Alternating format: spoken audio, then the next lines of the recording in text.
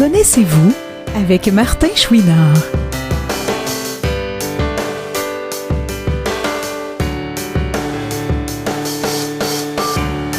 Aujourd'hui, Martin discute avec un autre visage connu de la télévision, François Beauregard.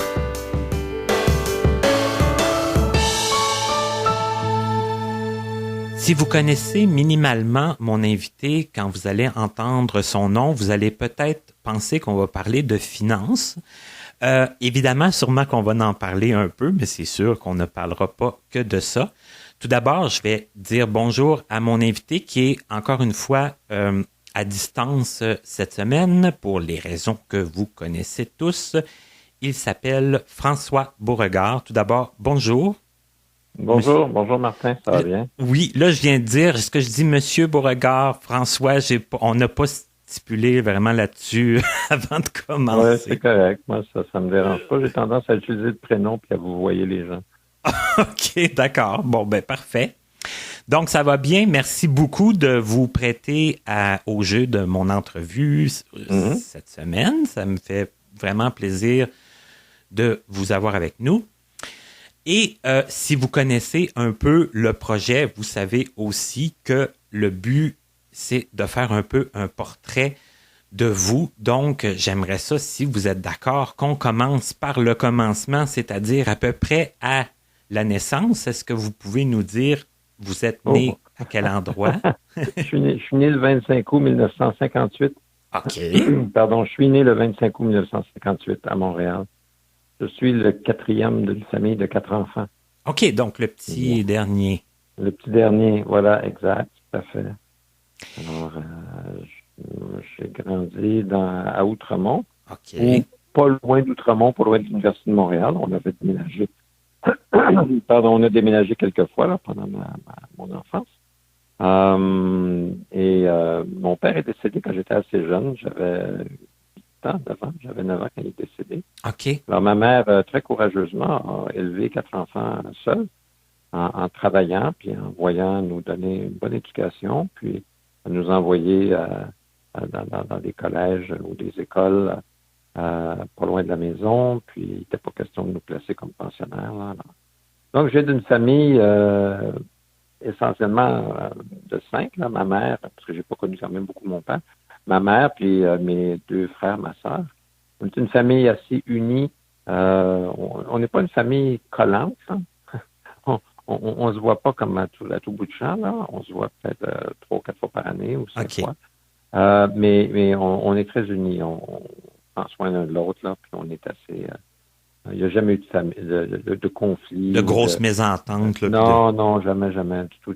Ça a toujours bien été. Et est-ce qu'il y a beaucoup de... Est-ce que vous suivez pas mal en âge? Là? Est-ce que c'est pas mal proche? Mon frère aîné est 8 ans plus âgé.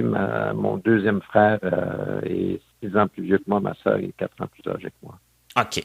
Alors, ils sont nés en 50, 52, 54. Là, il y a eu un trou, puis moi, je suis né en 58. OK, d'accord. Et vous, votre problème de vision, est-ce que ça date de l'enfance? Oui, moi, je fais de la rétinite pigmentaire, qui est une maladie héréditaire. C'est un problème génétique. Alors, je fais de la rétinite pigmentaire et ma sœur et mes 2 frères aussi ont de la rétinite pigmentaire. Les 4 enfants chez nous, on a le même problème. Okay. Ça a été identifié il y a quelques années par le docteur Honeycoop, Robert Honeycoop, qui travaille à McGill. Après des recherches, il a identifié qu'on avait le syndrome Usher 2A. Pour que, ce que je crois comprendre, c'est que pour que les 4 enfants chez nous, on ait tous les 4 le même problème génétique, il fallait que mon père soit atteint de rétinite et que ma mère soit porteuse. Okay. Parce que d'un point de vue génétique, à ce que je crois comprendre, peut-être que quelqu'un va intervenir, va dire non, François, tu n'as rien compris, mais ma compréhension du problème, c'est qu'il fallait que malheureusement un père qui faisait de la rétinite et une mère qui était porteuse du gène fassent 4 enfants pour que les 4 on ait de la rétinite. C'est assez rare que les 4 dans la maison font de la rétinite. C'est ça, hein? Puis, ouais. puis vos parents... Mon père est décédé assez jeune. Il est décédé à 42 ans Alors, non, il n'a jamais été diagnostiqué comme quoi il faisait de la rétinite. Alors, c'est juste des anecdotes que ma mère nous a raconté, se souvenant que mon père avait tendance à manquer les chaînes de trottoir ou à manquer les marches dans les escaliers ou des choses comme celle-là, qui peut-être indiqueraient que oui, à la fin de sa vie, quand il avait 40-42 ans, il commençait à avoir une rétinite. Le grand-père de mon père est allé au Klondike comme chercheur d'or. Okay. Et il est revenu à Chambly, près de Montréal. Ça, c'est au fin du 19e siècle. Et quand il est revenu, il était forgeron. Et quand il est revenu, il a commencé à perdre la vue. Et à la fin de sa vie, il était, à partir de la quarantaine ou de la cinquantaine, il avait vraiment une très mauvaise vue, puis il était plus capable de travailler comme forgeron. OK, ça s'est comme déclaré. Et ce monsieur-là était marié avec l'institutrice du village, et il a eu 8 garçons. Mon grand-père paternel est le plus jeune des 8. Il n'y a pas d'autres personnes qui ont souffert de cécité ou qui sont devenus aveugles ou qui ont eu un handicap visuel assez évident pour que on en parle, à part de mon père, de façon anecdotique, et son grand-père. Alors, c'est comme un gène récessif là, qui saute des générations puis qui réapparaît. Alors, les 4 chez nous, on fait de la rétinite, oui. On a ça en commun. OK. Et dans votre cas, à vous, ça s'est manifesté comment? Est-ce que vous c'est plutôt... ça a commencé, puis c'est un peu le même pattern qu'il y a eu pour ma soeur et mes 2 frères. OK. C'est plus à l'adolescence que ça a commencé à... J'allais au camp de vacances quand j'avais 16-17 ans, comme campeur, puis après ça, comme conseiller. Puis quand on faisait quand on était dans la forêt, puis il commençait à y avoir de la pénombre, j'avais de la misère à suivre les autres. Là. Je ne pouvais pas avancer aussi vite dans les sentiers. Je commençais à avoir de la misère à m'y retrouver, même avec une petite flashlight qui faisait comme juste un petit rond jaune par terre. Là. C'était pas suffisant. C'était pas suffisant. Puis je commençais à avoir... Je m'apercevais que ma vision nocturne n'était pas bonne. Puis mon frère aîné, Michel, avait aussi remarqué que sa vision nocturne était plus vieux, il était comme au milieu de la vingtaine. Il avait remarqué que sa vision nocturne aussi commençait à se détériorer. Puis, en fait, on a tous les 4 découverts à peu près au même temps. On vivait pas... mon frère aîné habitait à Paris déjà, puis chacun un peu de notre bord, on a commencé à consulter des ophtalmologistes. Là, puis moi, c'était en 1986, alors que j'avais 28 ans, que j'ai commencé à m'apercevoir. Je conduisais une auto à ce moment-là. Ah oui, OK. Puis, oui, je conduisais, puis je m'apercevais que quand je faisais des stops, puis je repartais, je ramassais les piétons, parce que je les avais pas vus traverser la rue devant moi de gauche à droite ou de droite à gauche. Alors, c'est arrivé une couple de fois, là, quand au centre-ville, là, il y a un piéton, là, vraiment pas content. Il commençait à taper à coups de poing sur le capot de l'auto, là. Puis, tous les gens qui étaient dans, genre Sainte-Catherine, il y a du monde, là, sur le trottoir. Alors, tout le monde commençait à faire un attroupement autour de mon auto, là. Voyons donc. Ouais, c'est ça. Là, une autre fois, j'ai buté dans une vieille dame dans le métro aussi, une fois, en montant un escalier. Et là, elle a commencé à me taper dessus à coups de parapluie. Voyons donc. Puis, je me suis aperçu que je commençais à pas bien voir, OK? Je conduisais au son à la fin, quand les pneus à droite étaient dans l'accotement, là, puis ça commençait à rouler dans le gravier, ça, je savais que j'étais trop à droite. Ouais. Mais il fallait pas que j'aille trop à gauche, parce que là, j'avais peut-être des autos qui s'en venaient dans l'autre sens. Alors, de toute évidence, il y avait un problème. Alors, j'ai consulté. Ma sœur, je pense, m'avait dit dans cette période-là, à l'été 86, qu'elle avait été voir son ophtalmologiste, puis qu'elle lui avait dit qu'elle faisait de la rétinite. Puis moi, je suis allé voir le mien. C'était à l'hôpital Maisonneuve-Rosemont. Là, il a pris des photos du fond de l'œil, tout ça. Là, il m'a regardé très sérieusement. Il dit, vous conduisez encore? Je dis, oui, mais juste le jour. Maintenant, la nuit, j'ai de la misère. Là, il m'a regardé. Il m'a dit, non, là, vous conduisez plus du tout. Oh. OK. Ouais, là, c'était comme sérieux. Puis ça donnait à peu près ma date d'anniversaire quand on reçoit notre renouvellement de permis de conduire. Et il y avait un questionnaire, puis là, est-ce que vous portez des verres correcteurs? Oui. Est-ce que vous avez une autre pathologie de l'œil? J'ai répondu oui, puis là, j'ai ajouté J'ai joint le rapport de mon ophtalmologiste à l'hôpital. Là. C'est le docteur Saint-Hilaire, il me semble, à Maisonneuve-Rosemont. Tout ça n'a pas pris de temps. En fait, c'est curieux parce que c'était en mois d'août 86. Ils m'ont envoyé une gentille lettre pour dire que mon permis était suspendu 6 mois plus tard. D'accord. Alors, j'avais comme 6 mois pour renverser les gens puis frapper les piétons. Mais j'ai pas fait ça. J'ai conduit une auto pour la dernière fois le 9 septembre 1986. OK. Ça, je m'en souviens. J'ai fait 500 km cette journée-là, accompagné de quelqu'un qui surveillait tout ce que je faisais, puis c'était des routes de campagne. OK. Il n'y avait personne. Il y avait moins de risques. Je suis revenu, il y avait moins de risques. Je suis revenu à la maison, j'ai mis les clés de l'auto sur la table, puis j'ai dit, parfait, je ne conduis plus, c'est fini. Voilà. Alors, la rétinite, c'est une maladie dégénérative, alors ça continue à progresser. Depuis ce temps-là, ma vie a continué à imploser. Je suis chanceux, mon champ visuel est restreint, là. Je suis en deçà de 5 degrés de champ visuel, mais le peu qui me reste est encore net. OK. Alors, ce qui est un peu, je dirais, parfois, je peux ne pas avoir l'air handicapé visuel. Si je n'ai pas à me déplacer, là, si je suis assis, puis je suis au théâtre, je suis capable de voir ce qui se passe sur la scène. Je vais au Centre Bell, je regarde un match de hockey, je suis capable de suivre si je suis assez loin de la glace. OK, de suivre l'action. Je suis capable de lire le tableau indicateur. Pardon? J'ai dit, vous êtes capable de suivre l'action sur une scène. Suivre l'action, je suis capable de voir le tableau indicateur. Dans les cinémas, je me tiens complètement en arrière, plutôt du côté gauche, parce que mon œil, le champ visuel n'est pas symétrique. Là. Mon œil gauche, il y a moins de champ visuel à gauche qu'à droite. Mais je suis encore capable de voir des choses assez claires. Je suis capable de voir le nom des rues sur les affiches ou le numéro de l'autobus qui s'en vient au coin de la rue. OK. Je suis capable de le lire. Mais ça continue de diminuer parce que j'avais 10-11 degrés de champ visuel il y a à peu près 6-7 ans. Là. Puis là, je suis rendu dans le 5. Puis la vision centrale elle commence à vibrer puis à avoir des pixels qui ne sont pas tout à fait fixés. Alors, je sais que ma vision centrale s'en va tranquillement. Mon frère, qui est 8 ans plus âgé que moi, lui, il n'est pas capable de voir sa main là, devant lui. Là. Oh là là, ça fait OK. une ombre. Il voit sa main bouger, puis ça fait une ombre, mais il n'est pas capable de compter, de voir, de distinguer ses doigts. Mon frère, qui est 6 ans plus âgé que moi, lui, il voit moins bien que moi, hein, mais c'est comme le deuxième moins ennuyé de la famille.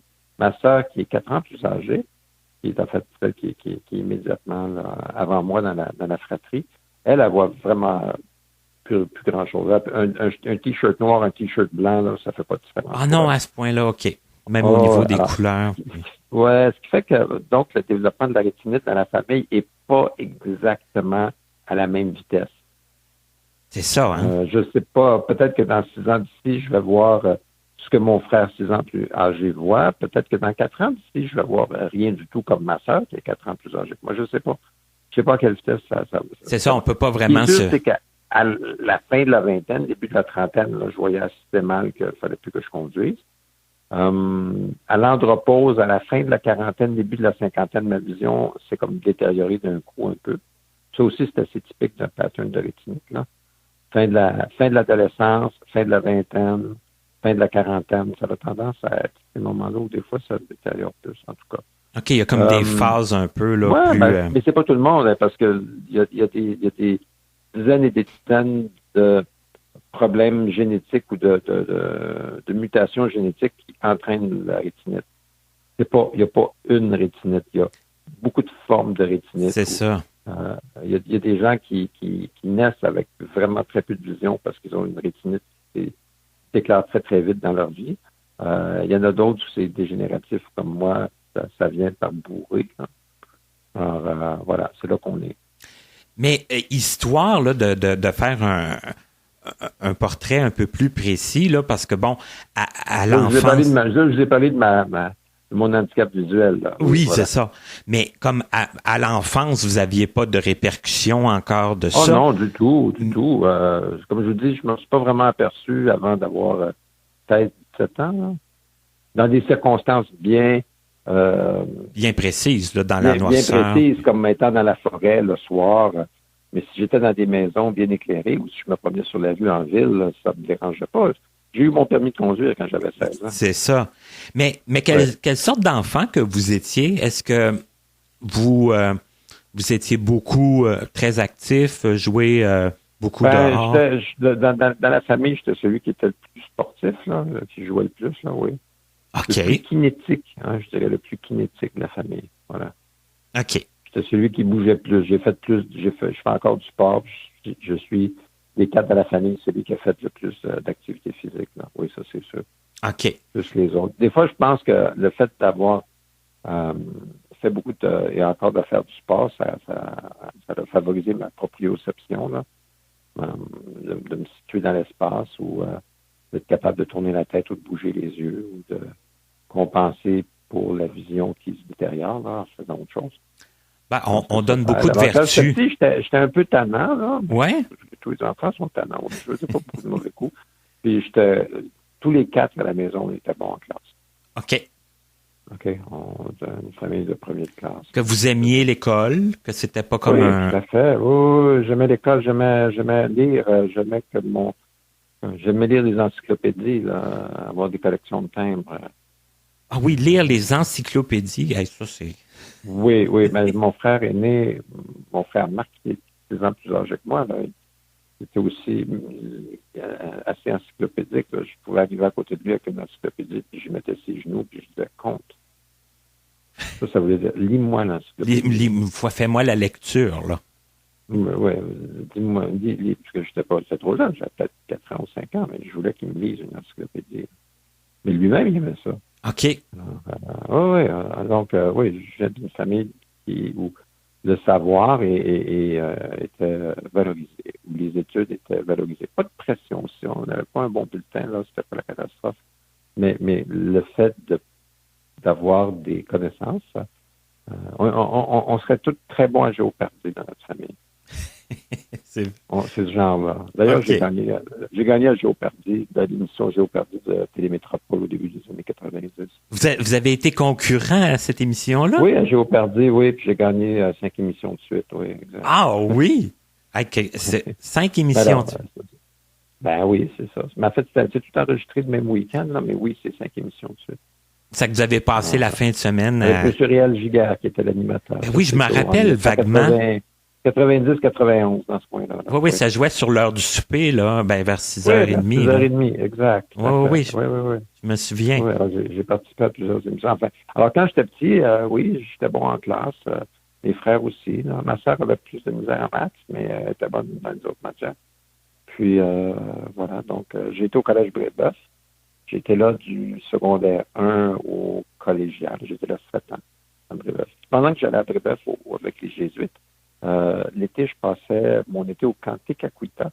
C'est un camp dans le Maine qui est en fait, qui existe encore aujourd'hui, où en fait les campeurs sont du Québec et les conseillers, le personnel vient aussi du Québec.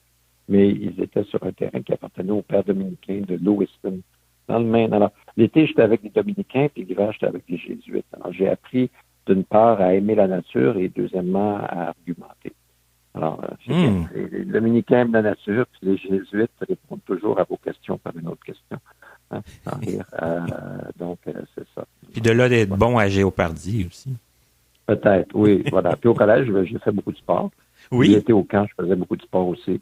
Alors, j'étais gâté pour ça. J'ai eu une très belle adolescence avec assez encadré, parce qu'au collège, on est encadré, puis au camp de vacances aussi. Au camp, au début, j'étais campeur. Les 4 premières années, les 3 suivantes, j'étais conseiller. OK. Mais c'est là que j'ai appris à aimer la nature, puis à me promener dans le bois, puis à faire de la randonnée, puis à faire du hiking, puis l'Appalachian Trail, qui est la piste de randonnée qui va de la Géorgie jusqu'au nord du Maine. Ça, j'y étais souvent. À l'âge adulte, après ça, avec mes amis, j'étais là souvent. Le mont Katahdin, qui est dans le nord du Maine, qui est le plus haut sommet de l'Est de l'Amérique du Nord. Une montagne magnifique dans le parc Baxter, parc de l'État du Maine, Baxter State Park. Cette montagne-là, à un moment donné, dans les années 80, j'y allais tous les étés avec mes amis. Là, on allait faire le mont Katahdin. Ah, OK. Vous avez fait beaucoup de faire de la randonnée en montagne, ça m'a apporté beaucoup en termes de développement intérieur, je dirais. Oui. Et sortir du Canada assez jeune aussi, là, tu sais. Ben oui, mais j'ai pas été en Europe ben avant l'âge de quoi, 22, 23 ans, mais oui, j'étais au Pérou, j'étais en France là, quand je commençais à travailler, là, ouais. Mais quand j'étais au collège, mais j'étais pas tout à fait fixé sur ce que je voulais faire dans la vie. Je voulais être avocat ou un moment donné, je voulais être psychiatre, alors j'étais allé en sciences santé pour m'apercevoir que c'était pas ce que je voulais faire. Pas votre tasse de Après thé. ça, ouais, exact. Alors après ça, j'ai décidé que je voulais être avocat. Mais je suis rentré en sciences politiques à Concordia en janvier 79. Non, janvier 78, pardon. Puis j'ai fait 1 an et demi à Concordia, mais là, je peux pas dire que mon avenir était tracé devant moi. Puis un de mes collègues de collège, un ami, Guy Forget, qui est aujourd'hui décédé, m'a appelé un jour de septembre 79, je venais juste d'avoir 21 ans. Puis là, il m'a dit, mon frère lance un journal, veux-tu devenir journaliste? Oh, OK. Comme dans les films, là, vous êtes tranquille, vous êtes chez vous, il se passe rien, là, vous habitez encore chez vos parents, le téléphone sonne, vous prenez le téléphone, puis quelqu'un vous dit, ah, salut François, mon frère lance un journal, veux-tu être journaliste? C'est tout qu'un projet Alors, qui tombe du ciel. Ouais, alors je suis devenu journaliste. OK. J'ai lâché les études, je suis devenu journaliste. J'ai été journaliste financier pendant 4 ans. C'était vraiment une belle expérience. J'ai appris à sortir un peu des sentiers battus, à faire des choses nouvelles, à prendre l'avion, à aller à Toronto, à interviewer le PDG de grandes sociétés, à écrire un article, ainsi de suite. Alors ça, j'ai fait ça pendant 4 ans. J'ai appris beaucoup. Ça m'a amené à écrire. Ma mère était journaliste, alors c'était amusant, c'est resté dans la famille. Et maintenant, ma nièce est dramaturge. Ah oui? Ça fait partie de la famille. Ouais. OK. J'ai une nièce dramaturge, j'ai une nièce comédienne. Ma sœur était comédienne. Son mari a eu longtemps une compagnie de marionnettes qui faisait des spectacles à la fois pour les enfants et aussi pour les adultes. Mon frère est né avec à Paris depuis 40 ans, puis doctorant d'histoire de la philosophie du droit. Mon deuxième frère était archéologue, mais après ça, il est allé travailler pour la Défense nationale. On a des cheminements que la rétinite n'a pas nécessairement freiné. Il n'a pas freiné, mais oui. Et donc, je suis devenu journaliste financier, puis j'étais journaliste financier pendant 4 ans. Mais ça, le domaine de la finance, c'était déjà Oui, voilà, parce que moi, quand je suis devenu journaliste financier, je connaissais absolument rien là-dedans. Ah, ben voilà, c'était un peu comme ma on question. On m'a dit, mon frère est journaliste. Guy Forget m'a dit, mon frère est journaliste. Mon frère lance un journal, veux-tu être journaliste? Je lui ai dit, OK. Ben après ça, j'ai demandé, c'est un journal de quoi? Il m'a dit, c'est un journal de finance, mais Guy savait que j'aimais écrire, puis où j'étais à l'aise de le faire, puis que je m'intéressais à toutes sortes de choses. Alors, il a vu juste. Quand je suis devenu journaliste, ben là, j'ai fait mon cours de courtier en valeurs mobilières pour connaître un peu mieux le domaine, tout en étant journaliste. Et puis, éventuellement, mais j'ai abandonné le journalisme pour être courtier en valeurs mobilières. Okay, c'est un peu comme un journaliste sportif qui descendrait de la galerie de la presse, qui irait sur le terrain. Hein? Ben oui. Voilà. Ouais. Parce que souvent, les journalistes sportifs, c'est des anciens joueurs qui, après leur carrière de joueur, deviennent journalistes ou commentateurs. Moi, c'est un peu comme si c'est le contraire un peu. Là. C'est comme si un commentateur sportif décidait de devenir sportif lui-même. Alors, au lieu d'être journaliste. Ben, c'est comme si vous aviez découvert. Je suis devenu financier au lieu d'être journaliste financier. Je suis devenu financier pour la game. Vous avez découvert c'était quoi, puis ça vous a donné le goût. Oui, j'aimais ça. En fait, j'ai aussi découvert qu'essentiellement être courtier en valeurs mobilières, c'est connaître les gens, puis s'asseoir avec eux, puis d'essayer de les comprendre, puis d'avoir une idée de leurs besoins, puis de leur tolérance au risque, puis trouver des solutions pour eux. Là. C'est dans ce sens-là. Il reste comme un côté... Le mot conseiller, oui, est important. Humain, là, puis de savoir... Oui, tout à fait. De rencontrer des gens, puis d'apprendre à les connaître, exact. Ça, c'est comme... Oui, j'avoue que ça peut bien combiner deux choses, deux domaines quand même assez intéressants. Il y a un domaine qui est rationnel, celui des chiffres, savoir de quoi on parle. Puis l'autre, c'est de connaître les gens, puis de s'intéresser à eux, puis de vouloir que ça aille bien pour eux, puis travailler dans leurs intérêts. Là. Alors, il y a des gens qui ont été mes clients pendant 30 ans, là. Alors, c'est sûr qu'on développe des liens de sympathie. Oui, puis ceux-là, on finit par les connaître. Oui, tout à fait. On les connaît très bien parce que pour bien les aider dans leurs finances, il faut qu'ils me parlent de leurs affaires de façon assez détaillée. Assez détaillée. détaillée. Que je connaisse leur projet de vie, puis que je connaisse qu'est-ce qui les fait, qu'est-ce qui les motive, puis qu'est-ce qu'ils veulent faire, puis leurs inquiétudes, ainsi de suite. Alors, c'est sûr qu'on apprend à connaître les gens très bien. Et sur 30 ans, ben là, ça progresse. J'ai commencé en 83 chez Nesbitt Thompson. Puis j'ai arrêté en 2016. Alors j'ai été journaliste, j'ai été conseiller financier pendant 33 ans. Alors j'ai rencontré littéralement probablement des milliers de personnes avec qui je me suis assis pour discuter de leurs affaires, oui. Oui, puis vous avez voyagé aussi dans ce cadre-là, parce que je pense que comme journaliste financier, j'ai voyagé un peu. Comme courtier, j'étais pas mal partout au Canada. Après ça, j'ai voyagé parce que j'aimais voyager. Là. Et ça, c'est plus à titre de loisir avec ma conjointe. Comme courtier, éventuellement, comme j'avais déjà fait des médias comme journaliste, je suis revenu un petit peu. Des fois, j'ai eu des époques où j'ai eu des chroniques au Journal Le Devoir, j'ai eu une chronique au Journal de Montréal, j'ai fait de la radio, j'ai fait de la télé. Alors, j'ai toujours été un petit peu dans les médias en même temps. Et plus récemment, je me suis retrouvé chez Ami Télé. Là. Mais là, c'est moins. Canal M aussi. J'ai fait des chroniques, là, oui. Oui. Mais c'est un peu moins un hasard, là, après tout ce que vous nous énumérez c'est un peu normal. J'ai été journaliste par hasard. Mais après ça, je suis devenu financier, puis je suis resté un petit peu journaliste. Puis quand on est conseiller financier, une grande partie du travail consiste à expliquer aux gens quelle sorte de placement ils font, comment les choses fonctionnent, qu'est-ce que la fiscalité, comment leur situation va évoluer, quels sont les correctifs. Il faut expliquer aux gens pour faire de la vulgarisation. Oui, parce que ça peut... Moi, pour que le plombier m'explique qu'est-ce qu'il est en train de faire en dessous du lavabo de cuisine, faut qu'il me l'explique d'une façon telle que je puisse comprendre. Alors, quand j'explique aux gens pourquoi leur REER devrait être investi de telle ou telle manière, il faut que je l'explique d'une façon telle qu'ils comprennent bien. Puis, quand les gens comprennent l'orientation ou les choses qu'on leur propose, puis c'est clair pour eux, ils sont capables de vivre avec les aléas du marché, d'avoir confiance dans le processus. Mais évidemment, il faut que préalablement, je me sois fait une idée assez juste de leur tolérance au risque. Parce que c'est facile d'expliquer quelque chose théoriquement à quelqu'un alors qu'il n'y a pas d'argent encore en jeu. Là. Hein? Vous et moi, on peut parler du marché boursier, mais si vous ne perdez pas d'argent pendant notre conversation, vous n'aurez pas d'émotion. Non, puis on peut en parler. Voilà. Oui, on peut en parler comme on parle d'une ligue de... Donc, on fait un pool de hockey, là. Hein? Oui. On peut dire, moi, dans mon pool de hockey, je vais mettre Connor McDavid. Moi, dans mon pool de hockey, je vais mettre Nate McKinnon. Ou Alexis Lafrenière. Bon, d'accord, c'est beau, mais tant que vous n'êtes pas sur la glace, c'est pas pareil, hein? Alors, les gens quand on leur demande, avez-vous quelle est votre tolérance au risque? 8 fois sur 10, les gens répondent, elle est moyenne. Ça veut rien dire, ça.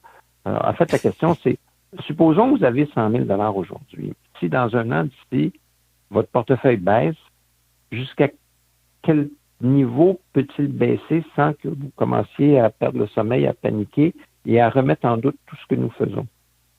C'est ça la question, le fondamental. Oui, parce que le risque, en fait, c'est perdre de l'argent. Le risque d'en gagner, il n'y a personne qui a de la misère. Non. Le risque d'en perdre, c'est là que ça va rejoindre des émotions qui sont pas de très bonnes conseillères. Et à ce moment-là, il faut que les gens disent, moi, si mon compte baisse à 90 000, j'aurais pas ça. OK, bon, faut pas que ça fasse plus que moins 10, OK. Ou quelqu'un qui dit, ça va, je vais 175 000, ça me dérange pas, je vais en racheter plus. Bon, c'est correct, ça. Personne n'est plus tolérant. Mais aussi, il faut, parce qu'on peut faire une évaluation rationnelle de la situation de la personne, qu'elle nous décrive ses objectifs, on peut calculer, on peut quantifier combien d'argent est-ce qu'ils doivent épargner, à peu près à quel rendement, selon quelle inflation. Alors, on peut faire un modèle très rationnel de leur planification financière, mais il faut aussi que ce modèle-là soit vivable, les gens soient capables de pas perdre, je dirais, le bon sens et la discipline qui est nécessaire, qui sont nécessaires pour faire réaliser leurs objectifs, et que si le marché descend trop vite, et ils sont pas capables de vivre ça, ils deviennent perdre le sommeil, ils deviennent malades. Ça veut dire que même si rationnellement, voici ce qu'ils devraient faire, peut-être que subjectivement, ils sont incapables d'en assumer la volatilité. Alors, il ne faut pas insister. Alors, si les gens sont objectivement capables d'avoir un certain niveau de risque ou d'endurer une certaine volatilité, de l'accepter, ben, ça se peut que subjectivement, ils ne soient pas capables de vivre avec ça. Alors, il faut respecter l'aspect subjectif et laisser faire l'aspect objectif et rationnel du plan. Alors, j'ai eu des clients qui, souvent, ont investi de façon qui était relativement plus prudente que ce qu'ils étaient, ce qu'ils étaient, je dirais, supposés faire rationnellement. Il aurait pu se permettre... Ils auraient pu prendre plus de risques, mais ils n'étaient pas capables de vivre avec. Alors, moi, je n'ai pas insisté, je les ai laissés faire à l'intérieur de leur balise, puis on finit par comprendre à quel moment le client est pas bien, là. Ça s'entend dans sa voix, puis la façon qu'il communique avec nous. On sait que ça, c'est la limite. Si le marché va pas bien, il faut pas qu'ils perdent plus que ça. Parce qu'ils vont être mal à l'aise, puis ce qui arrive à ce moment-là, c'est qu'ils blâment le conseiller, ça c'est une réaction humaine normale, puis ils changent de conseiller, puis ils vont avoir un autre. Mais évidemment, quand le nouveau conseiller va leur dire « Ah, avec moi, il n'y a pas de problème », puis ils recommencent le même manège. Alors, ils vont d'un conseiller à l'autre, puis ils sont jamais contents, puis ils perdent de l'argent. Alors là, ils vont toujours avoir ça marchera pas. Ils atteindront pas leurs objectifs dans de telles conditions. Ça, c'est ça. Évident. Mm-hmm. Donc, il faut être capable de comprendre le risque subjectif que la personne peut endurer, puis à partir de là, s'y conformer, même si le modèle indiquerait que rationnellement, il pourrait prendre plus. Il ne faut pas faire ça. Alors, ça a eu comme conséquence que j'ai eu des bonnes relations avec mes clients pas mal tout le temps dans ma carrière. Parce que mes clients, je les ai pas fait marcher sur des braises trop souvent, alors qu'ils ne le voulaient pas. Il y avait comme une confiance. Plutôt conservateur. Ouais, j'étais plutôt conservateur. Moi, la bulle techno au début des années 2000, je croyais pas. Je n'investissais pas dans les technos. Alors, il y a bien des clients ou des investisseurs à ce moment-là qui me disaient vous êtes niaiseux, vous ne comprenez pas, voyons donc, vous êtes passé à côté. Je me souviens d'avoir participé à un séminaire ou une conférence où il y avait plusieurs présentateurs, j'étais un de ceux-là, devant un groupe d'investisseurs qui étaient des gens qui faisaient de l'investissement par eux-mêmes, ils ne passaient pas par des courtiers, ils investissaient directement sur le marché par des escompteurs. Et c'était, je pense, en 2000 ou 2002, puis là, c'était vraiment la grosse bulle sur Nasdaq, là, les titres montaient, là, sans vraiment de raison fondamentale. Là. Les entreprises qui faisaient pas d'argent, mais c'est pas grave, le titre montait tout le temps. Et je me souviens d'avoir fait une présentation où là, je leur parlais de pourquoi ils devraient investir dans un titre de banque ou une entreprise qui était dans les produits de consommation, là, l'épicerie ou la production alimentaire. Puis, les gens, après ma présentation de 15 ou 20 minutes, dans la période de questions, je me faisais insulter, comme quoi j'étais vraiment là, archaïque, puis j'avais pas compris, puis que c'est terrible de vous donner des conseils pareils. Les gens ne font jamais d'argent avec moi. Ah, mon Dieu! Disons que sans méchanceté, ça aurait été intéressant de les rencontrer 18 ou 24 mois plus tard, là. Hein? Puis voir une différence. Ça aurait été nos paires de manches. Oui, voilà, exact. Alors, j'ai pas été au jour le jour un grand, ce qu'on appelle dans notre domaine un stock picker. Là, j'ai pas été un conseiller qui choisissait la paire de rares. J'ai pas fait acheter du Microsoft à 5$ à mes clients en 1995. Là. Mais j'ai pas fait des trucs comme ça. Mais j'ai protégé le capital de mes clients davantage que plusieurs autres dans mon domaine, ce qui m'a valu d'avoir l'estime de mes clients la plupart du temps dans ma carrière. Et dans ce sens-là, ben, j'en suis fier. J'ai fait une bonne pratique. J'ai pas mis beaucoup de monde à mal par le marché ou par le placement. J'ai été plutôt conservateur. Si les gens me quittaient, c'était parce que j'étais dol. J'étais pas intéressant ou mes placements étaient trop pépères. Ben, c'est correct. S'ils me quittent parce que je leur fais pas faire d'argent, c'est bien moins pire que s'ils me quittent parce que je leur en ai fait perdre beaucoup. Hein? Oui. Mm-hmm. Et à la longue, ben, les gens sont beaucoup plus sensibles à la douleur de la perte qu'au plaisir du gain. Et ça, c'est important de comprendre ça. La douleur, l'inconfort que vous allez ressentir à perdre de l'argent est une émotion beaucoup plus prononcée que le plaisir d'en gagner.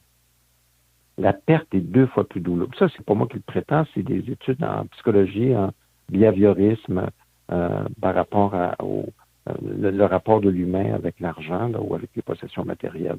La perte est 2 fois plus douloureuse que le gain.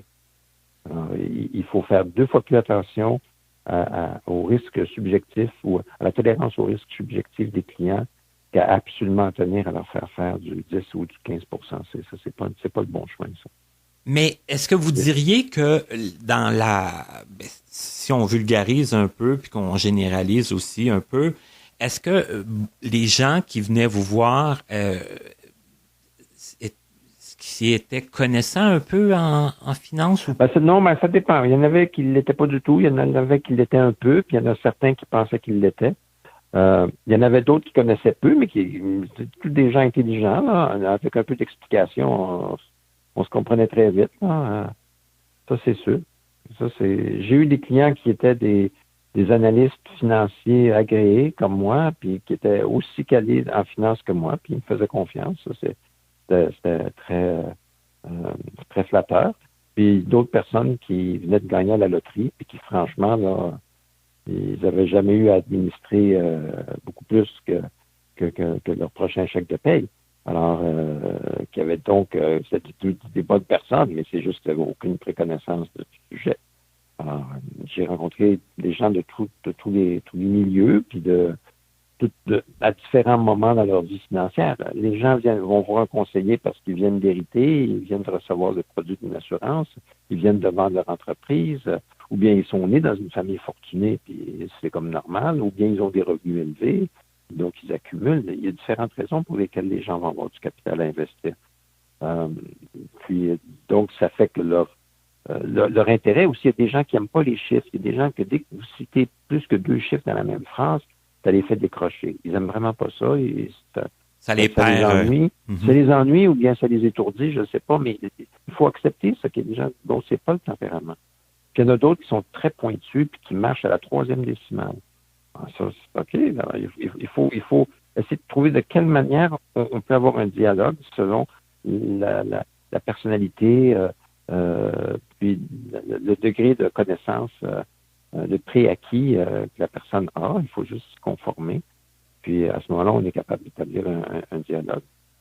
C'est certain qu'il y a des personnes avec qui je me suis moins entendu, d'autres avec qui je me suis mieux entendu. Ça, il y a la nature humaine aussi. Là. Voilà, puis sur une trentaine d'années, c'est normal aussi. Sur une trentaine d'années, je vais vous dire que j'ai eu beaucoup plus de bonnes relations et que de mauvaises. Là, ça, c'est certain. Puis, je pense que j'ai eu une belle carrière et la confiance que mes clients m'ont portée m'a honoré. Puis, j'ai fait de mon mieux pour être à la hauteur, là, tout à fait.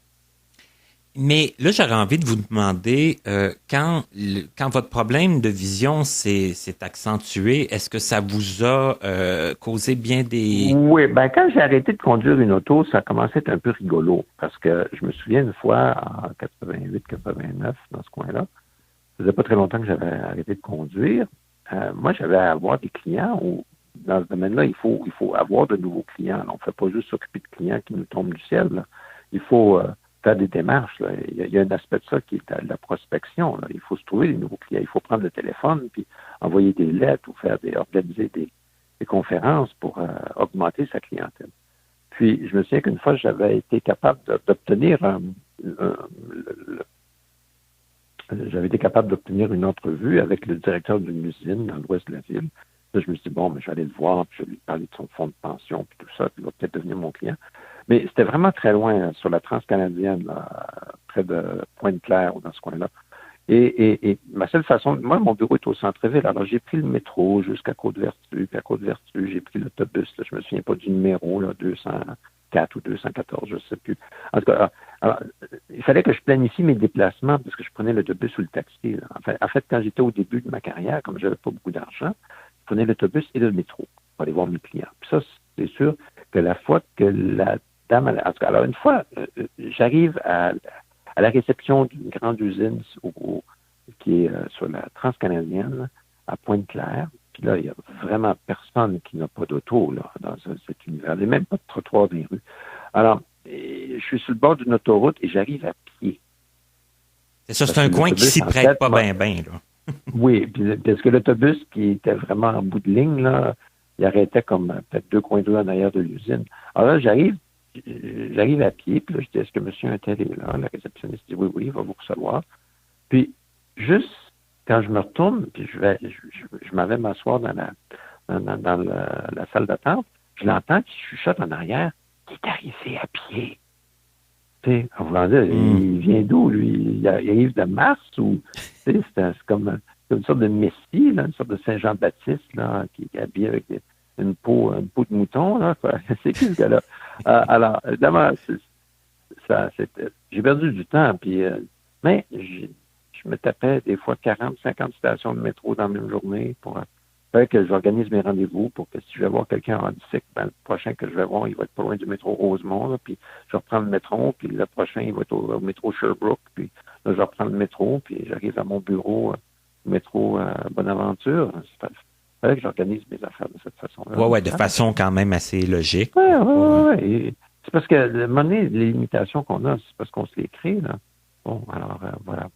Plus tard, mes affaires étant plus prospères, ben, au lieu de prendre le métro, je prenais le taxi, puis j'étais capable de me déplacer plus vite, là. Mais, oui, il y a eu... Et éventuellement, ce qui est arrivé, c'est que quand ma vision commençait à se détériorer pour la peine, à la fin des années 90, début des années 2000, mais moi, ça m'apparaissait assez évident qu'il fallait que j'aie des associés plus jeunes, parce qu'un jour ou l'autre, je prendrais ma retraite, parce que ma vision m'empêcherait. J'avais pas envie de me retrouver à devoir adapter mon poste de travail avec les logiciels qui existent, comme Zoom, Text, et ainsi de suite. Parce que le domaine financier est un domaine où il y a beaucoup d'informations qu'il faut absorber très vite et pour nous permettre de poser un jugement là, très rapidement sur une situation. Oui, puis la disposition que ça a, puis les chiffres. Et oui, exact. Puis une grande partie de cette information-là est vraiment pas en format adapté. Là, hein. C'est des textes avec plein de tableaux à gauche, à droite. C'est pas facile à naviguer si vous voyez pas. Plusieurs colonnes. Puis Oui, beaucoup de colonnes, beaucoup de graphiques. Des fois, du texte qui est superposé à un graphique, ainsi de suite. Alors, de naviguer là-dedans, c'est pas facile. Puis là, on parle quand même au milieu des années 2000. Les logiciels n'étaient pas encore aussi au point qu'aujourd'hui. Puis moi, je me voyais, j'avais à ce moment-là une fin quarantaine, je voyais ma soeur et mes 2 frères plus âgés que moi, on a vu commencer à sérieusement décliner dans la cinquantaine. Alors, je me suis dit, éventuellement, je verrai plus clair ou je verrai trop mal pour être capable de fonctionner sans... il va me falloir des aides technologiques. Puis, est-ce que ça va me tenter à 54, 56 ans, 58 ans d'adapter mon poste de travail, de m'habituer à travailler avec de nouveaux outils pendant que je suis dans le feu de l'action, là, puis j'ai un client au bout du fil là, qui veut savoir quoi faire. Puis là, je suis en train de cligner des yeux parce que je suis trop boqué pour avoir un logiciel adapté, ou mon Zoom Text fait des flamèches, là, puis je sais plus où je suis rendu. C'est ça, ça réagit là, plus comme vous voulez. Pendant ce temps-là, j'ai mon client au bout du fil qui attend que je lui dise comment investir son REER. Ça, c'est une situation que je viens de vous décrire, qui est une sorte de cauchemar que je voulais pas vivre. C'est ça, ça vous tentait déjà pas de vous embarquer là-dedans. Oui, ça me tentait pas de faire ça. De le faire quand je suis à la retraite et que j'ai des loisirs où là, j'ai moins de pression pour c'est autre chose. Trouver tout de suite. C'est autre chose. Alors, dès l'âge de 50 ans, j'avais comme décidé que j'allais prendre ma retraite vers 57, 58, puis que j'avais déjà discuté de ça avec mes associés plus jeunes, puis on a fait une lente transition vers une passation de la clientèle vers eux. Alors, ça s'est fait de cette façon-là parce que dans mon esprit, c'était clair que lorsque ma vision serait trop mauvaise et que j'aurais besoin de logiciels adaptés, je n'y serais plus. J'aurais des logiciels adaptés à titre de personne à la retraite qui surfe sur le net ou qui fait des chroniques à amis ou des choses comme ça ou qui va à Canal M, mais qui pas des il n'y a pas des clients au téléphone qui attendent là, que vous avez du temps pour vous préparer. Voilà, pas de pression pour immédiatement. Alors, ça me donnait l'occasion de m'adapter un peu plus à mon rythme. Alors, c'est ce que j'ai fait. C'est ce qui s'est produit? Vous avez comme travaillé le plus que autant que vous avez pu? Puis quand oui, il y a d'autres choses qui sont arrivées. C'est que j'ai eu le cancer. Alors, ça m'a comme... ça a été comme une bonne raison d'arrêter. Oui, j'ai eu le cancer de la prostate. J'ai été diagnostiqué avec un cancer de la prostate en 2012. J'ai eu un cancer de la gorge en 2014. Alors, ça a été pas mal. En fait, ça a comme. Peut-être qu'il était assez facile d'expliquer à mes clients que je prenais ma retraite. Là. À cause de la maladie, j'ai arrêté mes activités plutôt en 2015, alors que c'était plutôt 2016 qui était planifié. Mais franchement, ça a comme pas fait une grosse différence. Dans le temps, ça a peut-être devancé ma retraite de 12 mois, mais de toute façon, je m'en allais à la retraite. Mon opinion était déjà faite. Mon idée était déjà faite, puis c'était déjà tout structuré en conséquence. C'est ça, penser comme ça. Jeune. Oui, ça peut être. Ben, c'est sûr que vaincre le cancer une fois, c'est l'ouvrage. Le vaincre une deuxième fois, c'en est aussi. Là. Alors, voilà. Mais c'est un peu comme le corps qui décide plus. Là. Ben, les yeux auraient décidé. Oui. Là, c'est autre chose. Mais vous savez aussi, quand vous affrontez la maladie proche de même, là, c'est drôle le cancer, parce que c'est drôle, c'est pas drôle. Mais ce qui est bizarre avec le cancer, c'est que quand, ça dépend du type de cancer que vous avez, moi, dans les deux cas, je me sentais parfaitement bien. Puis là, suite à des examens, votre médecin vous dit, il y a quelque chose qui cloche. Là, on fait un peu plus d'examens, mais moi, je me sens pas mal. Là, je suis super fort. Puis là, le médecin me dit, François, tu as le cancer de ceci ou tu as le cancer de cela. Là, c'est un peu comme, oui, comment ça? Je vais pas mal. Ça va bien, là. Ouais, ça me fait pas mal. Puis là, malheureusement, le traitement pour guérir le cancer, lui, est douloureux ou invasif ou très lourd. Très difficile sur le corps. Mieux, c'est pas la maladie elle-même. C'est sûr que s'il n'avait rien fait, la maladie aurait devenu elle-même très ennuyeuse et éventuellement mortelle. Alors, mais ce que je veux dire, c'est qu'au début d'un cancer, vous n'avez pas l'impression que vous êtes malade. Enfin, je connais d'autres personnes qui sont passées par là, ils ont vécu un peu la même chose. On n'a comme pas l'impression d'être malade. On fait juste nous annoncer une très, très mauvaise nouvelle. Puis là, il faut vous soigner. Puis ça presse. Puis les soins sont pas de la tarte. La chimio, ou la radiothérapie, ou les chirurgies pour enlever des tumeurs, c'est moche. Alors, voilà. Mais on en revient. Puis, on apprécie aussi plus la vie. On apprend à moins se choquer pour rien. Ça ne veut pas dire que je suis encore sous paulet des fois, là, mais je veux dire, on essaie de profiter un peu plus de la vie. On s'aperçoit que la vie est pas mal courte. Puis qu'elle passe vite. On est mieux oui, ça passe vite. On est mieux de faire des affaires plaisantes et de ne pas avoir de regrets. Si on fait quelque chose aussi, des choses dans le passé qui ne font pas notre affaire, il ne faut pas rester dessus. Il ne faut pas penser à hier. Penser à aujourd'hui, puis dans la perspective que demain existera. Mais il ne faut pas s'arrêter. Il ne faut pas avoir de regrets. Il faut profiter de la vie. Il faut faire de son mieux. Là. C'est ça qui compte. C'est d'avoir le plaisir d'avoir fait de son mieux, la satisfaction d'avoir fait de son mieux, d'être optimiste sans être idiot, là. Puis de profiter de maintenant, puis d'apprécier la compagnie des gens qu'on aime, qui nous sont proches. Ça, on apprend un petit peu plus ça que avant ça, quand on est jeune, qu'on a 30 ou 40 ans, même dans la cinquantaine, qu'on est pétant de santé, on a l'impression que ça va toujours durer. Alors, le cancer, ça nous dit non. Ça me fait penser, quand je faisais des planifications avec mes clients, quand on parlait de planification testamentaire, les gens me disent toujours si je meurs. Mais non, c'est pas si tu meurs, c'est quand tu meurs. Tu fais pas un testament si tu meurs. Tu fais pas un testament pour régler les affaires si tu meurs. Tu fais un testament pour régler tes affaires quand tu vas mourir. C'est ça. Et on a beaucoup de misère comme humain d'accepter que la vie est une quantité limitée, là. Ça rentre pas dans la tête. Quand on est face à la maladie et qu'on s'aperçoit que notre espérance de vie peut ne pas être la même que tout le monde, puis là, on se dit, mais je suis mieux d'avoir du plaisir, là, parce que l'été achève, façon de parler, là. Hein? C'est ça. Alors, on apprend des choses en étant confronté à ça. Moi, de l'avoir eu une fois, j'ai appris un peu. D'avoir eu une deuxième fois, j'ai appris un peu plus. Hein? Alors, voilà. Mais oui. Quand vous avez pris le temps de vous soigner, de vous remettre, et après, vous avez fait ce que vous avez dit, vous avez plus profité, plus été... plus profiter de la vie, plus prendre soin de soi. On faire attention un petit peu à ce qu'on mange, on fait de l'exercice. Mais j'ai toujours fait beaucoup d'exercices. Oui, mais ça, faut en parler de là, toute façon. J'en fais encore plus parce que c'est le fun. Il y a des gens qui n'aiment pas faire de l'exercice. Il y a des gens qui ils fatiguent que le cœur débat un peu puis qui sont en sueur. Ils sont pas bien. Ils n'aiment pas ça, être en sueur ou que le cœur aille vite. Moi, j'aime ça. Moi, j'aime ça être en sueur. J'aime ça le plaisir de l'endorphine après l'entraînement ou après un match. Le high qu'on a quand oui, il y a la sueur, il y a le cœur, puis il y a la satisfaction, là. Oui, exact. Ça, c'est le fun. Moi, j'aime ça. Je joue au hockey sonore. J'ai commencé à jouer au hockey sonore avec les Hiboux de Montréal en 2005.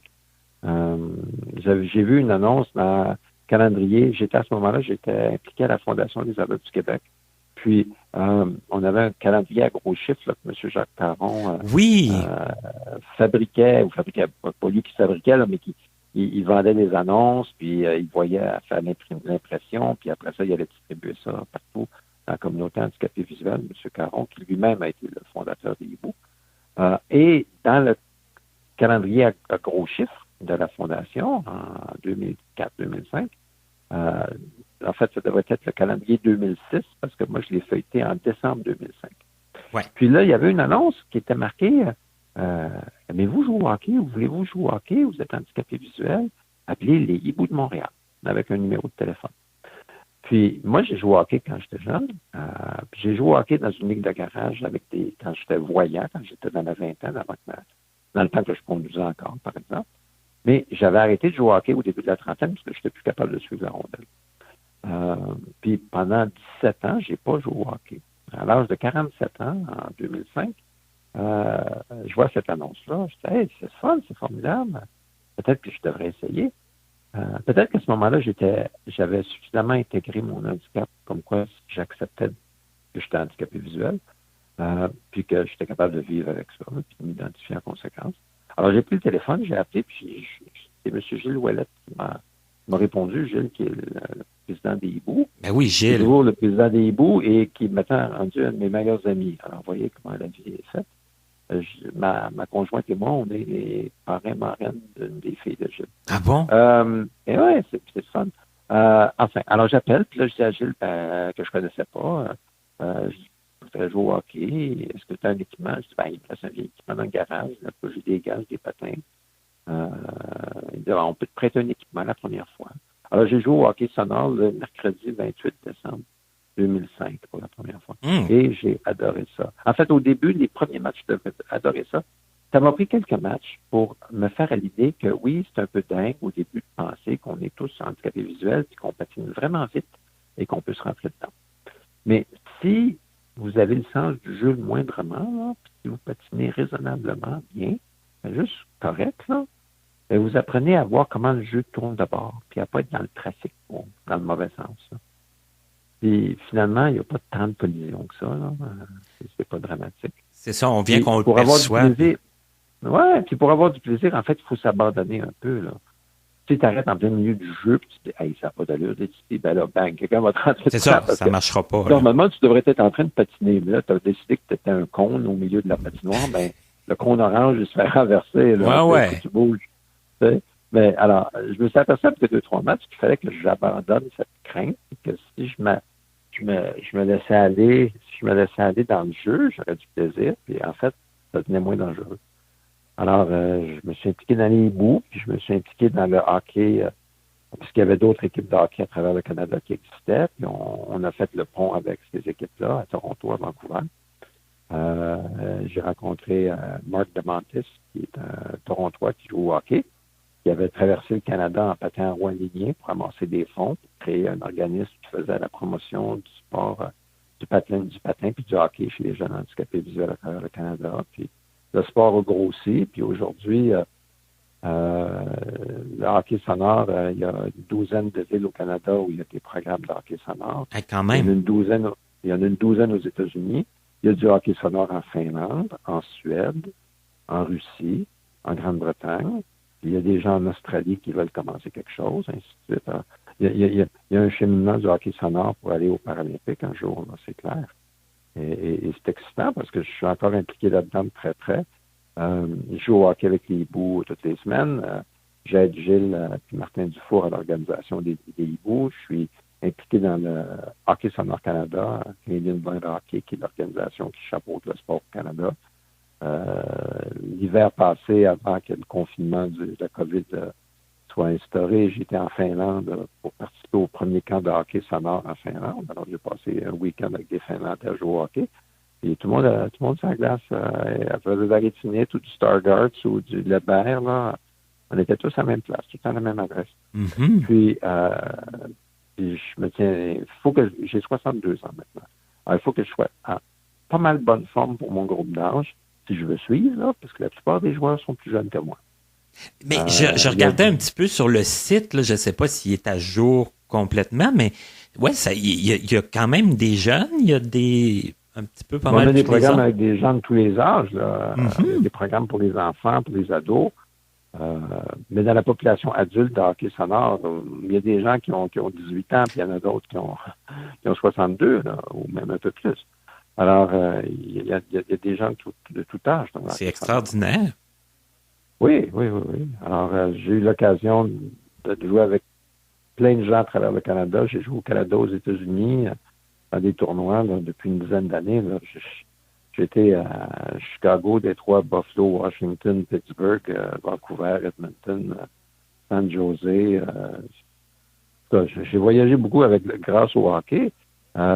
Puis, il y a 2 ans, on a créé une équipe nationale de hockey sonore et qui a affronté à quelques reprises une équipe nationale américaine de hockey sonore.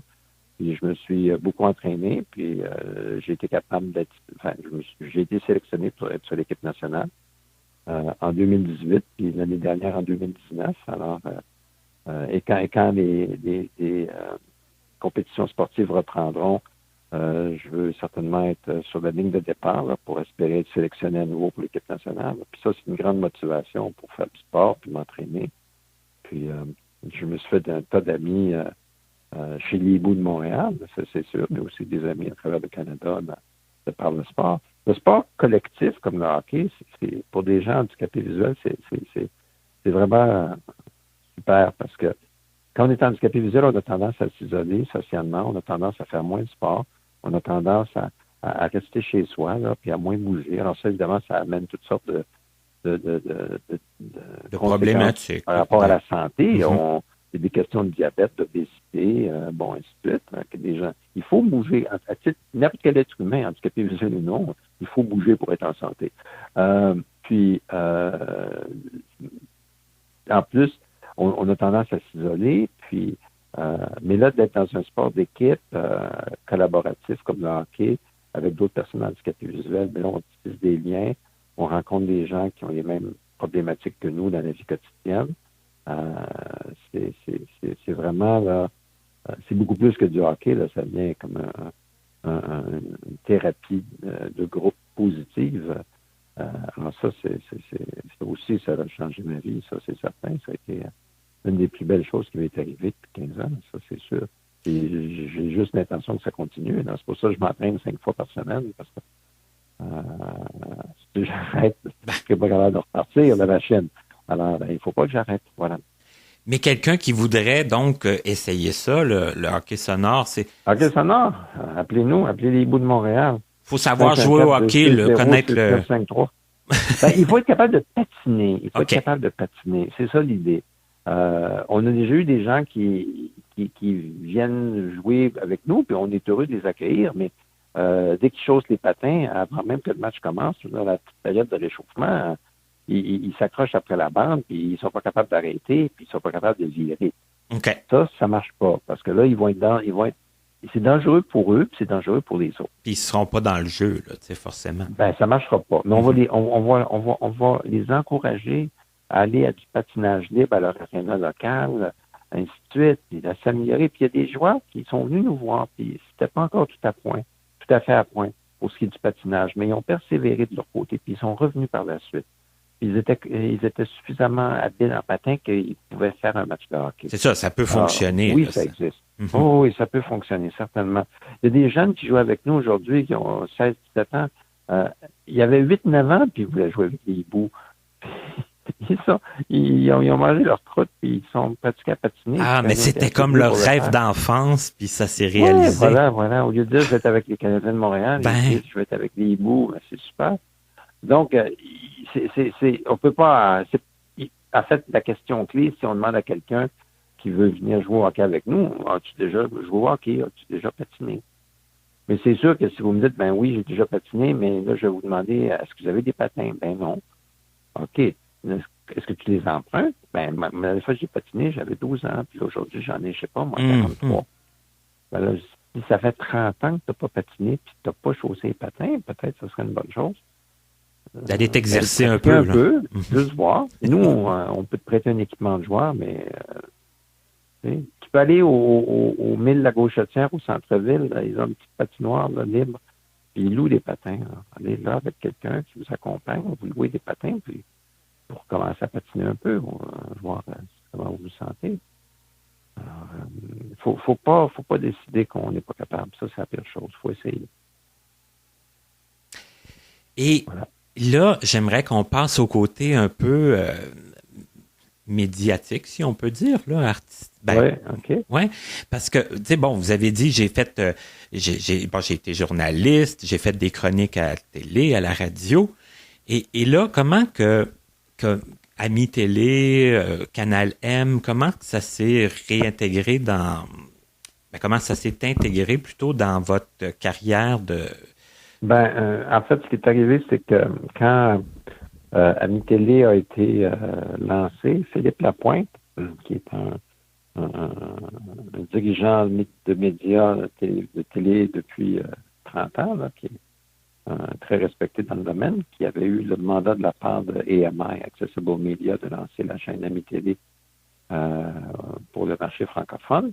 Je sais pas. Il a posé des questions, puis quelqu'un lui a dit, mais tu devrais parler à François Beauregard. Bon, OK. Votre nom est arrivé, là. Mon nom est arrivé, parce que j'avais déjà travaillé, j'ai été impliqué avec la Fondation des aveugles du Québec, puis à l'INCA, puis à d'autres organismes dans la communauté. Puis quelqu'un lui a suggéré, oui, François, peut-être qu'il... Ils m'ont demandé d'être chroniqueur financier, parce que quelqu'un s'est dit, c'est quelqu'un qui fait de la finance, qui est handicapé visuel, alors peut-être qu'il peut remplir ce créneau-là. Alors, ça fait déjà 6 ans, je fais une chronique à Ami Télé. Curieusement, ils ont aussi trouvé que je ferais peut-être quelqu'un au conseil d'administration. Alors, je suis aussi membre du conseil d'administration. OK, d'accord. Accessible Media. Comme j'étais membre du conseil d'administration de la firme de courtage pour laquelle je travaillais. Voilà, donc je fais une petite chronique à Ami Télé, à l'émission Ça me regarde, à peu près une fois par mois. Puis Luc Fortin, qui était pendant un moment à Ami Télé, avait aussi une émission à Canal M, puis il m'a demandé si je pouvais aller faire une chronique là. Alors, j'en ai fait quelques-unes là aussi.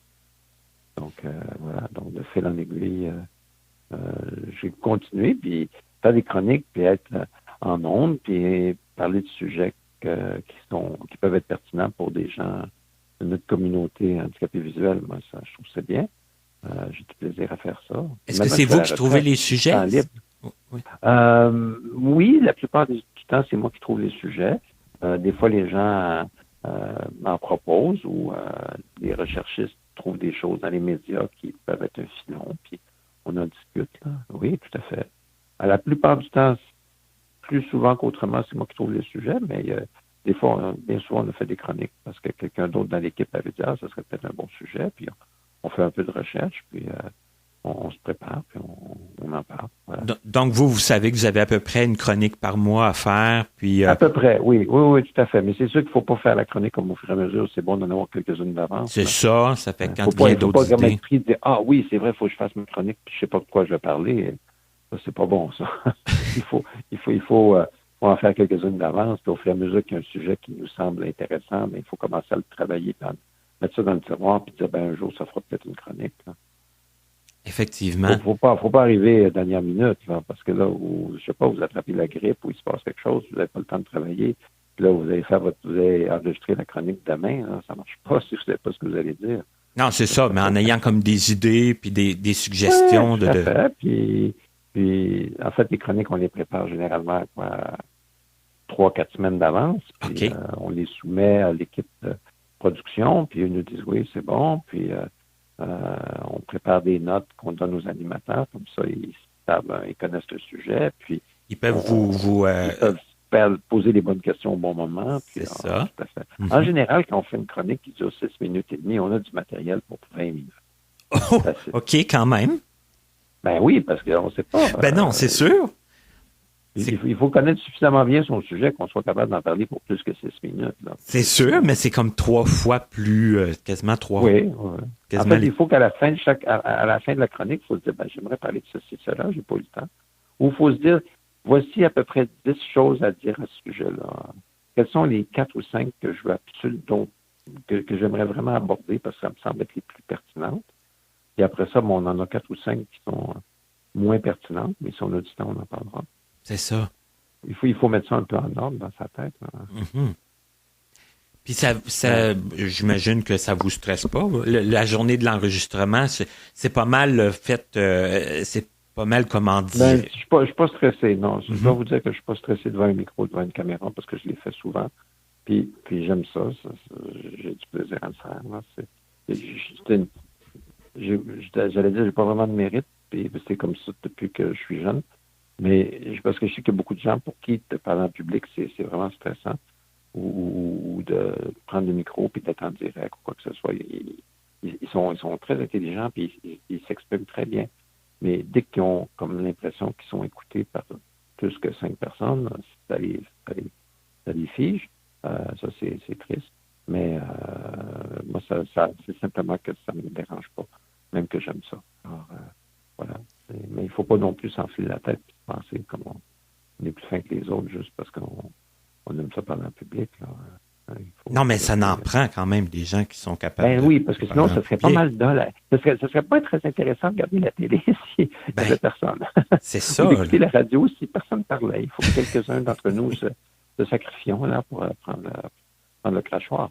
Mais non, sans blague, c'est ça, ça donne comme ça. Quand j'étais en secondaire 1, on devait chacun préparer un petit quelque chose pour parler pendant 5 minutes devant la classe.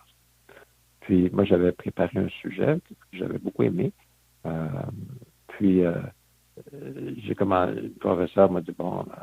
Beauregard, François, je suis allé dans ma classe. J'étais en secondaire, là, j'avais mes petites feuilles dans ma main. J'étais devant tous mes collègues de classe. Le professeur était dans le fond. Je commence à parler. Puis après, j'aimais ce dont je parlais, puis j'étais animé, puis j'avais du plaisir, puis mes camarades de classe étaient intéressés. Puis là, à un moment donné, je regardais l'horloge, le professeur, dans le fond, il me faisait des signes, on a dit continue. OK. Puis j'ai fait une demi-heure. C'est ça, il vous disait pas d'arrêter, il vous disait de continuer. Non, il me disait de continuer. Alors, au lieu de faire 5 minutes, j'ai fait une demi-heure. Hey! Alors, ça, je le sais par expérience. J'ai eu une bonne note. Ben là, j'espère quand même. Ah, ouais, j'espère. Ouais, c'est ça. Non, ça a bien été. Alors là, je me suis aperçu, hey, j'aime ça être en avant puis parler. Parce qu'il y en a qui détestaient ça, c'est sûr. T'sais. Oui, je sais. Puis là, ben, au moins de donner de donner l'exemple que ça se fait, parler de 30 minutes. Ah oui. Même si c'était 5 minutes qui étaient prévues. Oui, l'idée, c'est de parler plus lentement qu'on pense. Il ne faut pas parler trop vite. Non. Puis, il faut s'adresser aux gens comme si c'était des oncles ou des tantes. OK, des gens proches, comme plus proches de notre famille. Avec qui on est respectueux. Là. Mm-hmm. On ne parle pas aux gens comme si c'était notre petit frère, puis on a 8 ans, puis mon petit frère, il y en a 5. Là, puis, ouais, plus que les gens plus âgés que ça. Là, puis... Je vais être en bas de l'escalier. Là, mm-hmm. Non, ou je le tasse parce que je vais avoir la meilleure place devant la télé. Non. Puis, c'est pas comme si on parlait à nos parents. C'est un peu comme si on parlait à notre tante et à notre oncle. OK, mais c'est un bon truc. Quelqu'un qu'on respecte, mais avec qui on a un lien chaleureux, mais avec qui il y a quand même juste une distance qui est saine. Puis il y a un lien qui est chaleureux et respectueux à la fois. Puis avoir un niveau de langage adéquat parce que c'est comme ça qu'on s'adresse aux gens de notre famille là, qui sont un peu plus âgés que nous. Voilà. Moi, je pense que c'est comme ça que ça marche. Puis on leur parle comme si on parlait à 1 ou 2 ou 3 personnes, pas plus. Ça donne rien que ce soit plus, là, de toute façon. Il ne faut pas commencer à dire « Ah, mon Dieu, il y en a 125 000. » On est devant une foule, on est devant le... Ça ne sert à rien de faire ça. 125 000, c'est abstrait, de toute façon. Alors. Non, c'est ça. Il faut s'adresser aux gens calmement, voilà, c'est tout. Avez-vous, est-ce que vous trouvez différent faire la télé puis parler à la radio? La télé, c'est différent, oui, parce que la télé, il faut savoir de quelle caméra qui roule pour Oui. regarder du bon côté, là. Et ça, les gens à la télé, ils vont vous le dire, puis ils vont être gentils de vous dire tournez-vous à gauche, tournez-vous à droite, ou si l'animateur, l'animatrice, Véronique Vézina ou Kevin Breton parle, ben c'est sûr, je me retourne et je les regarde. Il faut savoir, OK, il ne faut pas que je mette mes mains là, ou ainsi de suite. Et ça, les gens qui sont dans le studio, ils vous aident à vous placer puis à ne pas faire de folie. Et dans ce sens-là, c'est bien, oui. Il y a plus de détails à la télé. Tu sais. Il y a un petit peu plus de détails parce qu'il faut faire attention à ses gestes, puis pas respecter l'angle de caméra. Là. À la radio, c'est plus libre parce que là, c'est juste le son qui est plus facile dans ce sens-là. Oui. Mais on a l'impression à la radio comme la seule chose avec le seul lien de communication, c'était par la voix. Ben, ça semble plus important de parler au bon rythme, de pas de faire trop de E, comme je viens d'en faire un, et de pas de laisser silence, mais en même temps d'être reposant, là, pas être trop vite, parce que c'est la seule chose qu'on a, là, c'est le son. C'est le son. C'est sûr qu'à la télé, une bonne partie des gens qui écoutent la télé voient une télé qui est destinée aux personnes handicapées visuelles ou aveugles complètement. Alors, c'est un peu comme de la radio jusqu'à un certain point, parce que c'est la voix qui compte plus que l'image. Mais aussi, une image, il faut être capable de la décrire. On peut dire, bien, voici, on parle de tel sujet, puis maintenant, à l'écran apparaît une photo ou un portrait de telle personne pour faire de la vidéo description. Mais à la radio, c'est un peu la même chose, parce que là, il n'y a pas d'image à décrire. Alors, il faut comme inventer nos images et expliquer les choses calmement, mais j'ai passé 33 ans à parler de finances et de concepts abstraits à des gens qui ne connaissaient pas grand-chose souvent. Alors, c'est un petit peu la même chose. Donc, trouver des images. Oui, ben, il faut respecter être ignorant et être idiot, c'est pas la même chose. Ignorant, c'est un truc qui s'arrange parce qu'on a juste besoin d'apprendre. De connaissances, puis d'apprendre. De pas avoir un esprit qui fermé à... c'est un esprit fermé, puis on a décidé que c'était ça, puis c'était pas l'autre. Être fermé, avoir l'esprit fermé, là, c'est pas la même chose. Quelqu'un qui est ignorant, ben, on a juste besoin de l'informer, puis il va apprendre à connaître. Quelqu'un qui peut avoir des problèmes cognitifs, puis il faut à ce moment-là comprendre de quelle manière on peut mieux communiquer les choses qu'on veut communiquer. Mais tant qu'il y a de la bonne volonté des deux côtés, ça marche. Hein. Des fois, on rencontre des gens qui sont tout simplement campés dans leurs idées, puis ils ne bougeront pas, puis ils sont un peu... j'ai déjà eu des clients dans mon bureau là, qui étaient assis dans le fond de la chaise, les bras croisés, là, puis ils me regardaient de travers. Bon, ben là, ça commence mal, la discussion, c'est sûr. Hein? C'est ça, c'est pas ouvert à une discussion. Oui, là, c'est autre chose. C'est ça. Peut-être qu'on devrait juste pas être là. Mais la télé, c'est pas comme ça marche. À la radio, il y a un petit peu de différence. À la radio, je vais vous dire la différence la plus sotte, c'est qu'à la radio, on peut s'habiller comme on veut. Oui. Est-ce qu'ils vous fournissent des vêtements à Mi-Télé pour... Non, c'est mes vêtements. C'est pour ça que c'est toujours les mêmes. Non, à la radio, on n'est pas obligé de se raser. Puis, il n'y a pas de maquillage, il n'y a rien. Là, non, le maquillage, on n'est pas habitué, c'est chaud un peu, là, puis ça picote. Mais c'est ça. La radio, le bon côté, c'est qu'on peut être habillé comme on veut.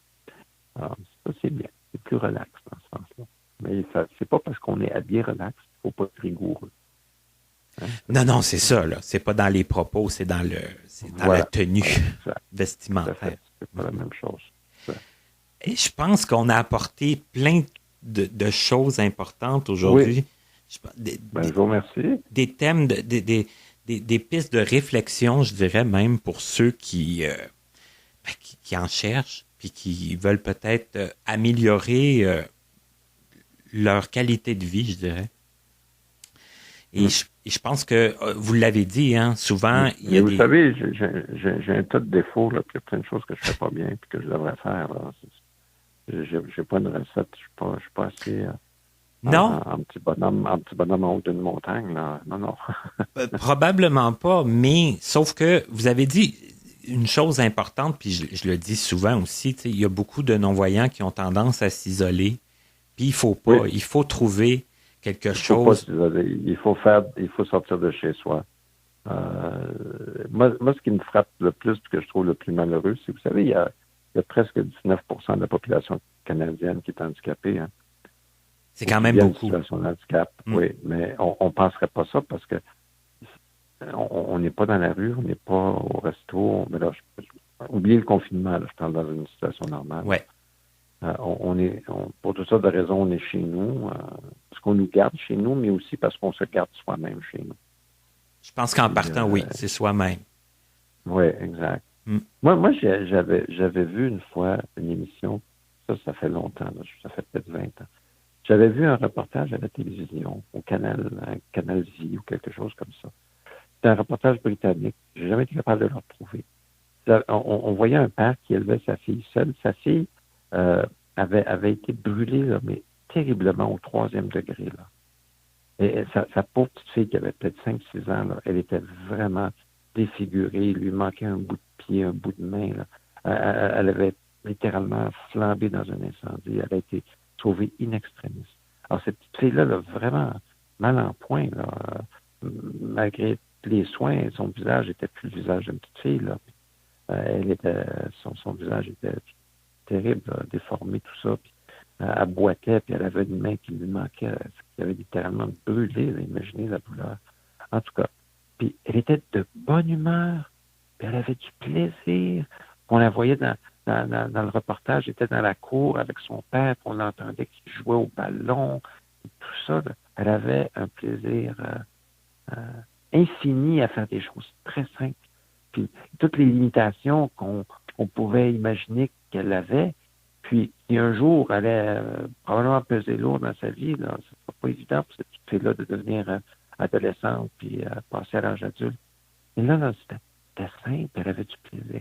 Je me souviens d'avoir, quand j'ai vu que j'ai entendu ce reportage-là à la télé, là, je me suis dit, François, là, arrête, t'as pas à te plaindre, là. Puis c'est toi qui vas décider qu'est-ce que tu peux pas faire. Puis ça m'a beaucoup aidé. Faut pas laisser les autres décider. Non, il faut essayer des choses. Les limites, c'est moi qui c'est moi qui décide où est-ce qu'ils sont. C'est nos propres limites à nous. Mm-hmm. Ouais. Puis des fois, on les met là où est-ce qu'ils n'existent pas. Là. Puis on pourrait pousser plus loin, puis on s'apercevrait que c'est des limites en carton. Là. On peut aller plus loin. Je parle pas de dire, ah oui, je vais conduire une auto, puis je vais tuer du monde. Faut demeurer réaliste. Faut pas être irresponsable, mais ce que je veux dire, il y a beaucoup de choses qu'on peut faire. Qui sont à notre portée. La seule chose qui nous empêche, c'est d'essayer. On a juste besoin d'essayer. Mais cette petite fille-là, je repense encore, là, puis je vous dis, j'ai vu ce reportage-là il y a peut-être 20 ans à la télé. Mais je sais pas, dans mon esprit, c'est très, très clair. Puis il paraît que les blessures causées par les brûlures, c'est terrible. C'est terriblement douloureux. Puis, oui, ça, c'est affreux, ça. Mais en tout cas, elle se regarde pas dans le miroir en disant « Ah, ça marche pas mon affaire ». Non, elle a quand même une joie de vivre. Puis, elle dit « Moi, je vais aller jouer dehors, puis j'ai tout plaisir ». Alors, je pense qu'il faut avoir la même attitude. Je pense qu'on a moins de raisons de pas facile à avoir. Parce que, mais pour ça. Puis le fait d'avoir été malade dans ma vie, ça m'a aidé aussi à acquérir ce bonheur du moment présent, puis essayer de ne pas trop me projeter dans le temps. Et de profiter. De ne pas avoir de regrets en arrière non plus. Là. Mm-hmm. Pas dire, pourquoi c'est moi, pourquoi pas l'autre. Non, regarde. Ça marche pas de même. La situation est ce qu'elle est. Alors, profitons-en, puis je vais vous donner en ce moment, je suis en train de lire la biographie de Franklin Delano Roosevelt. OK. Qui est le président américain qui a marqué le 20e siècle. Là. Oui. Qui était handicapé. Il y a eu la polio à la fin de la trentaine, puis les 25 années de sa vie, il n'était pas capable de marcher. Ça ne l'a pas empêché d'être élu 4 fois président des États-Unis.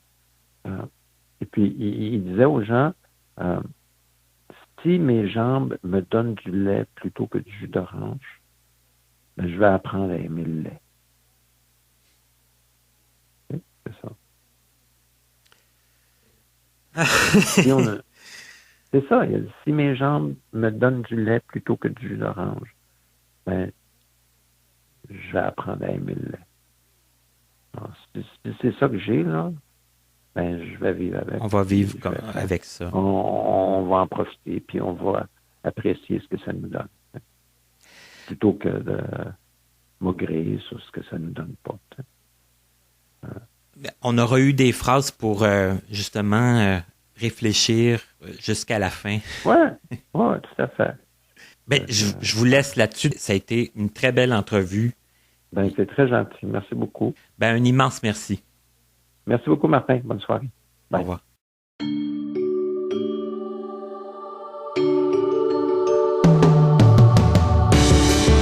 Vous venez d'écouter Connaissez-vous avec Martin Chouinard. Collaborateur bénévole. Montage, Frédéric Gauthier. Mise en ligne, Stéphanie Carrasco. Musique, Stéphane Pilon. Présentatrice, Katia Darèche. Un immense merci à l'Association des aveugles de la Rive-Sud, AARS, ainsi qu'aux autres entreprises et organismes de nous prêter des locaux pour l'enregistrement de certaines de nos entrevues. Pour connaître les dates de nos prochaines émissions, ainsi que nos invités à venir, nous vous invitons à vous abonner à notre infolettre et à nous suivre sur les réseaux sociaux. Vous pouvez nous faire part de vos questions, commentaires et suggestions en passant par notre site Internet au www.martinchouinard.com.